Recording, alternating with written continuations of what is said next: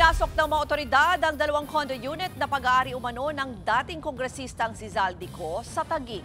Ito raw ang isa sa mga lugar kung saan nagre-report ang dati niyang security consultant na si Orly Gutesa. Para sa iba pang detalye, nasa linya ng telepono si Dave Abuel. Dave, kamusta ba ang naging inspeksyon dyan sa mga condo unit?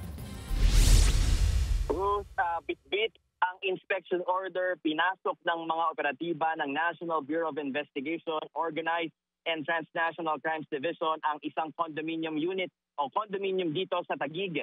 Target ng operasyon ang dalawang condo unit na pagmamay-ari umano ng dating kongresistang si Zaldico. May lawak ang mga ito ng 600 square meters. Ilang operatiba lamang mula sa NBI at kawani mula sa Philippine Competition Commission ang pinayagang makaakyat sa condo unit. Ayon sa NBI, kasama rin nila sa pagpasok sa unit ang ilang mula naman sa korte para umantabay sa inspeksyon.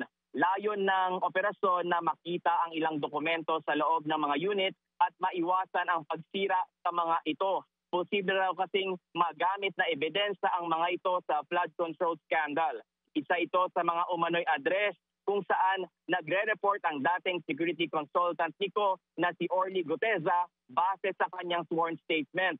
Paliwanag ng NBI, inspection lamang ang gagawin nila kung saan maaari nilang i-photocopy ang ilang dokumento sa loob ng unit.